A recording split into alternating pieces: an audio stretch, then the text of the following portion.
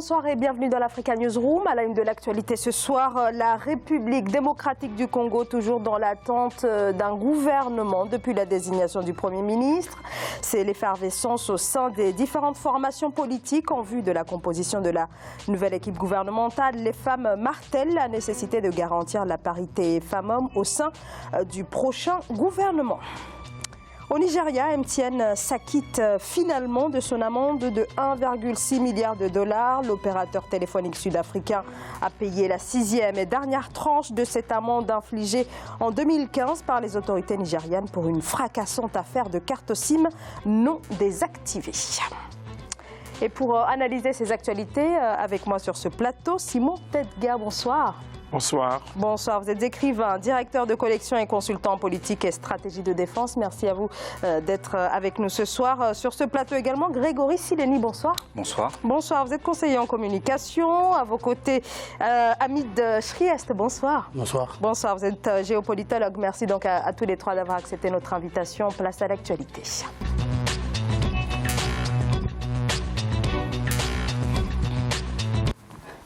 Alors qu'un Premier ministre, Sylvestre Ilunga est nommé depuis 2 semaines, les Congolais attendent toujours l'annonce du nouveau gouvernement. Une attente qui ne fait que se prolonger 4 mois après l'investiture du président Félix Tshisekedi à la magistrature suprême. En effet, les négociations n'ont toujours pas abouti. Tractation entre les différentes formations politiques du nouvel alliage au pouvoir, à savoir les coalitions cash du président de la République et le FCC, la plateforme de l'ex-président Joseph Kabila. Et dans ces négociations, des femmes issues de plusieurs organisations politiques, mais aussi de la société civile, plaident pour la parité au sein de la nouvelle équipe gouvernementale. Reportage entre correspondants à RDC, Jacques Ambouka. Garantie par la loi, la parité en République démocratique du Congo reste encore inaccessible à la femme. Sur un total de 500 députés nationaux élus sur l'ensemble du pays, seule une 50aine de femmes sont comptées. Et pour Annie Maudit, militante des droits de la femme, le gouvernement tant attendu du président Félix Tshisekedi doit respecter la parité inscrite dans la Constitution. C'est un droit constitutionnel consacré dans l'article 14 de la Constitution. Il y a une loi portant modalité de mise en œuvre et de la parité. Et aussi la RDC a pris des engagements au niveau international, notamment la Convention sur l'élimination de toutes les formes de discrimination à l'égard de la femme. La participation des femmes aux assemblées provinciales n'est guère plus reluisante selon les analystes qui estiment le taux généralement inférieur ou égal à 12%. L'élection de Jeanine Mabunda comme présidente de l'Assemblée nationale est une preuve que la femme congolaise est bien compétente. Il y a des femmes compétentes à tous les niveaux. Quand vous pensez au nombre de femmes qui sont sorties des universités dans ce pays depuis 40 ans, vous êtes sûr que dans toutes ces femmes-là, il n'y a pas de femmes compétentes? Les hommes qui sont dans les gouvernements, qui sont dans les partis politiques, sortent des mêmes universités que ces femmes-là. Donc, elles n'ont pas moins de compétences que ces hommes-là. Et en général, elles sont plus stables. Dans les partis politiques, les femmes vagabondent très peu. À noter que le premier gouvernement du président Félix Tshisekedi, élu le 30 décembre 2018, est attendu dans les prochains jours, selon Kasongomwe Mayamba, porte-parole du chef de l'État. Des négociations donc qui se poursuivent en vue de la formation de ce gouvernement attendu depuis maintenant 4 mois. Hamid Chriest, pardonnez-moi. Alors, quelle marge de manœuvre pourrait avoir le président de la République dans la mesure où le FCC devrait détenir la majeure partie des ministères? Écoutez, la marge de manœuvre, elle doit se faire en tout cas avec la coalition qui est mise en place, notamment Félix Tshisekedi, puisqu'on sait très bien qu'aujourd'hui, il y a plusieurs paramètres politiques, plusieurs positions qui sont au sein de 2 gouvernements. On a Kabila et à la fois Félix Tshisekedi qui gouvernent en quelque sorte le Congo. Donc il y a une certaine tractation aujourd'hui qui se fait, mais je crois que naturellement il y aura des femmes. Il y aura plus de parité. La société civile congolaise, elle est très active aujourd'hui. Elle a aussi son rôle. Dans votre reportage, on n'en a pas parlé, mais en tout cas, elle a joué un rôle ces 5 dernières années, un rôle très actif, notamment sur la question de la parité. Monsieur Grégory Sileni. Peut-être au-delà même de la question de la parité, puisque pour l'instant, on ne sait pas encore véritablement ce qui est en train de se jouer, mais peut-être sur... Excusez-moi, cette question-là, la refait surface au Congo grâce à la société civile. Il ne faut pas redonner ça au pouvoir politique. Les pouvoirs politiques congolais n'en ont pas parlé. Et souvent en Afrique, lorsqu'il y a des évolutions et des progressions politiques, notamment les partis, parce qu'on parle de partis progressistes, elles émanent, c'est une émanation des sociétés civiles africaines qui sont beaucoup plus, je dirais, en avance. Grégory Sileni. Il y a plusieurs enjeux dans la nomination de ce prochain gouvernement à venir. Je pense que les femmes sont dans leur rôle en demandant et en revendiquant à juste titre, parce qu'il y a le cadre constitutionnel qui précise qu'il faut qu'il y ait une parité, l'article 14 en effet, qu'il y a une parité entre les femmes et les hommes. Donc je pense qu'elles sont légitimes dans leurs revendications. Je pense aussi qu'elle capitalise sur la journée du 8 mars, où notamment en présence du président Félix Tshisekedi, le président a dit qu'il voulait du changement et qu'il voulait promouvoir la parité, qu'il allait mettre en place une commission justement pour permettre que la parité soit effective en RDC. Après, je pense que les enjeux sont autres, ils se situent ailleurs. On a vu qu'il a fallu attendre 4 mois pour la nomination du Premier ministre, parce qu'on sait qu'on est dans un régime parlementaire. Et donc la main, elle est détenue encore par l'ex-président, Joseph Kabila. Et je pense que le véritable enjeu dans la nomination aujourd'hui des membres du gouvernement, c'est de savoir comment on va être réparti justement entre les différentes tendances et comment va être alloué, on va dire, les ministères stratégiques. C'est là où va se situer l'enjeu, sachant que le président Félix Tshisekedi veut absolument qu'il y ait un changement effectif au Congo, avec une rupture totale avec la présidence Kabila. Donc malheureusement, je crains fort que la parité, on n'y arrive pas et que finalement l'enjeu principal ne se situe pas à ce niveau-là. Simon Tedga, leur ami de Schrest, l'a dit, c'est une question qui est surtout défendue par la société civile, mais très peu au sein des sphères politiques. Et c'est vrai, effectivement. Alors, je vais d'abord dire ouf, parce que rappelez-vous, nous avons eu un débat ici sur le Premier ministre, sur la nomination du Premier ministre. Enfin, on l'a.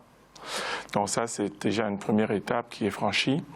Maintenant, en ce qui concerne les nominations et l'intégration des femmes dans le cercle des ministères et tout ça, je pense que ça se fera, mais ce n'est pas urgent pour les 2 hommes qui, pour le moment, essayent de bâtir, de mettre en place un gouvernement. Alors, il faut souligner que le Premier ministre Ilunga a été quasiment imposé par Kabila.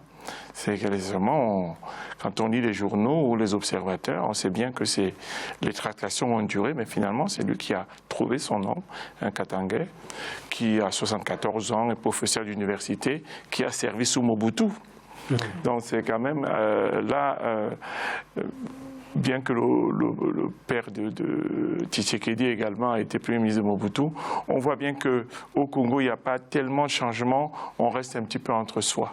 Donc la rupture, c'est pas tout de suite. Et on voit bien qu'il y a un ancien logiciel. Voilà, on revient vraiment du Sérail, avec l'ancien Sérail et c'est pour ça que je crains que les femmes n'aient pas suffisamment de chance compte tenu de l'attelage qui est mis en place. Simplement, là, ce qui est important, la question de la parité ne concerne pas simplement le continent africain, elle concerne aussi l'Occident. Mais je veux dire que la question de la parité, c'est en réalité de la tambouille politique. C'est-à-dire qu'il y aura des tractations. Est-ce que Kabila va placer ses hommes? Parce que pour lui, c'est une question aussi de tambouille politique, une question de stratégie aussi, de placer ses hommes entre les deux, d'avoir une balance entre les deux à la fois, d'avoir une influence au sein du Parlement. Et donc, je crois que la question de la parité devient une question naturellement sous-jacente. Grégory Sileni ? Oui, c'est une question secondaire. Puis, si on observe la société congolaise, on regarde les différents pans de la société et de l'économie, les femmes sont très peu représentées, que ce soit déjà au niveau parlementaire, où on est à 8% au niveau de la représentativité au niveau du Parlement. Si on regarde les différents secteurs, même des secteurs comme la santé, on est à moins de 10%. Généralement, les chiffres aussi entre 0 et 10% sur les différents secteurs de l'économie.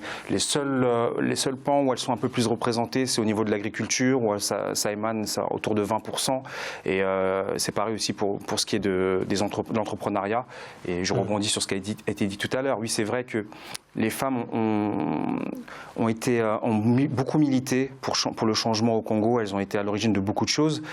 Elles veulent une parité qui est tout à fait légitime, mais malheureusement, le contexte aujourd'hui ne plaide pas en leur faveur, sachant qu'on a quand même, on a vu ces longs mois, parce que voilà, il y a plusieurs premiers ministres qui ont été proposés au président Félix Tshisekedi, mais malheureusement, ces premiers ministres avaient trop estampillés Joseph Kabila, donc il a fallu un homme qui soit plus détaché, qui fasse moins écho avec la longévité du pouvoir de Joseph Kabila. Et là, il y a pu avoir un consensus entre l'ancien président Kabila et le président Tshisekedi.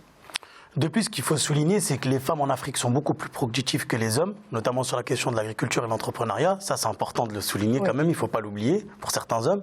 Et la deuxième des choses, c'est que 70% des gens qui sont victimes au Congo sont des femmes. Ça aussi, je crois qu'elles méritent des places aujourd'hui et c'est tout à leur honneur de leur offrir. Je crois que le gouvernement devra le faire. C'est un impératif. Simon Tedgar. Oui, je ne parle pas de l'excision et de ce qui est du grand docteur congolais. Je partage tout à fait ce qu'il dit. C'est vrai qu'il faudra que les femmes prennent leur place, leur place. Au niveau de l'exécutif, parce que c'est bien de militer, c'est bien de marcher, c'est vrai qu'elles ont marché, elles ont pris des risques quelquefois. Maintenant, il faut quand même qu'on leur donne la possibilité de marquer elles-mêmes la façon dont ils veulent que le Congo soit conduit. Alors en tout cas, au terme de l'accord entre la coalition du président de la République et la coalition de l'ex-président Joseph Kabila, 80% des postes au gouvernement pourraient revenir au FCC de Joseph Kabila, 20% seulement au cash du président de la République. Alors au-delà de la question de la parité femmes-hommes, est-ce que la marge de manœuvre du président ne sera pas quelque peu affaiblie dans ces conditions? Moi, j'aurais tendance à dire que Kabila a bien préparé sa succession. La succession, j'allais dire sa succession, c'est-à-dire qu'il a préparé une place à quelqu'un qui allait le remplacer, mais de façon très méticuleuse. Il faut savoir qu'il a gagné les élections pour le gouvernorat. Les gouverneurs sont quasiment majoritairement de son parti. Ça fait qu'il contrôle encore le Congo. Donc, Tshisekedi a une marge de manœuvre, mais il faudrait qu'il l'utilise de façon efficiente. C'est-à-dire que tout ce qu'on va lui laisser comme espace, qu'il puisse l'occuper. Mais de quel espace on parle exactement? Moi, je crois que l'erreur de Tshisekedi... Il y en a un petit peu, parce que de toute façon, il est président. Je crois que l'erreur de Tshisekedi, ça a été d'avoir une alliance indirecte entre attraction avec l'ancien président Kabila, et il ne s'est pas appuyé sur la société civile. Je crois qu'il a un peu méprisé, la société civile, et notamment la diaspora congolaise. Il ne s'est pas assez appuyé sur les oppositions extérieures de la société civile. Je crois que ça a été une erreur fatale pour lui. Mais est-ce qu'il aurait pu faire autrement dans la mesure où la coalition de l'ex-président est majoritaire au Parlement? Est-ce qu'il aurait pu faire... autrement, peut-être Grégory Sileni? La marge de manœuvre, elle est très réduite pour le président Tshisekedi. Et je pense que moi, je suis en politique, je pense que les 100 jours ont toujours une importance forte. Quand on met autant de temps pour nommer son Premier ministre, malheureusement, c'est ça, on est dans un régime parlementaire. Donc, il a une coercition constitutionnelle dans laquelle il ne peut pas déroger. Et je suis tout à fait d'accord sur le fait que sa marge de manœuvre va être très limitée. Et je pense que là, il faut qu'il use de stratégie. Les observateurs au Congo s'accordent à dire qu'il y a une relative impréparation de la présidence en place. Mais c'est vrai qu'on attend tous attentivement la nomination pour voir comment ça va être réparti au niveau des influences et des différents partis politiques. Donc, mais c'est vrai qu'on peut avoir beaucoup d'inquiétude et beaucoup de pessimisme, j'ai envie de dire, le mot peut-être un peu fort, mais par rapport à la suite de son quinquennat. Non, moi je ne pense pas qu'il y aura un clash parce que la domination de Kabila est nette. Je crois que moi, le champ politique congolais, il est totalement encore dans ses mains. Maintenant, il est... je pense que Tshisekedi aura intérêt, quelqu'un l'a dit, à s'appuyer sur la société civile. C'est ce que je dis. La société entre guillemets non politique, qui a également des idées, qui a des propositions, qui a des projets. Et je crois qu'en s'appuyant sur eux, qui peut effectivement faire face à Kabila, parce qu'il faut savoir que les enjeux politiques sont souvent des enjeux de contradiction et d'opposition. Donc à partir du moment où vous n'avez pas les mêmes choix, eh bien, c'est un rapport de force qui s'établit. Et je pense qu'il peut corriger ce rapport qui lui était défavorable en s'appuyant effectivement sur la société civile. Sur la dimension internationale, on l'a vu. L'international, la société civile, y compris les femmes. Exactement. On a vu par exemple son discours sur les droits de l'homme aux États-Unis qui a été salué par toute la communauté internationale. Moi je crois que c'est sa force. Et ça a été une erreur chez lui en tout cas, c'est de ne pas s'appuyer sur la société civile et la diaspora congolaise qui est extrêmement formée. On voit bien que Kabila, en tout cas, on sait très bien que les États-Unis. Oui, parce qu'il maîtrise aussi l'armée, Kabila. Je crois qu'il a encore des très bons rapports avec l'armée. Et je pense que Tshisekedi aura beaucoup de mal à maîtriser cette armée qui est encore dans les mains de Kabila. Après, ce qu'il faut, sur la chose sur laquelle il faut rebondir, c'est que le président Tshisekedi parle de rupture dans son discours. Il veut vraiment montrer l'empreinte de son quinquennat et je pense par rapport à quoi il aspire et là où il veut emmener le Congo, c'est là où je crains qu'il y a un gap entre ses réelles possibilités qu'il peut faire de manière effective en termes de politique intérieure et à quoi il aspire et son ambition politique. Et c'est là que j'ai un relatif pessimisme. Et on peut effectivement aussi, c'est une hypothèse qui peut être, je dirais, qui peut être vue, ça peut être une démission aussi de Félix. Ça peut être une hypothèse qui peut être envisagée. Et puis de refaire des élections au Congo. Simplement, là, Kabila peut-être sera beaucoup plus, je dirais, dans une position beaucoup plus compliquée. Oui, ça peut être aussi une hypothèse. Sûrement. C'est une hypothèse forte parce qu'il y a quand même la communauté internationale qui soutient fortement. En disant que finalement, il n'a pas de levier, en mettant des thèmes comme sur la question de la corruption, sur de la bonne gouvernance. Alors peut-être au lieu de démissionner, il peut organiser des élections législatives et se donner une majorité au Parlement. Il faut que la Constitution le prévoie. Je ne sais pas si la Constitution congolaise prévoit, donne le pouvoir au président pour dissoudre l'Assemblée. Si c'est le cas, il a intérêt à le faire d'ailleurs. Parce que quelle que soit l'Assemblée, il n'aura rien à perdre. Mais il peut bien dire, moi j'ai été élu sur un programme, les Congolais m'ont fait confiance, maintenant je n'ai pas de levier démocratique et politique. Et après, donc j'ai dissous l'Assemblée. Voilà, et voilà, j'ai dissous l'Assemblée nationale, une dissolution, ça peut être envisagé. Eh bien, merci beaucoup pour ce décryptage. On va continuer juste après la pause de discuter de la République démocratique du Congo et de cette attaque perpétrée dans la nuit de lundi à mardi dans la ville de Béni. On en parle juste après cette courte pause. À tout de suite.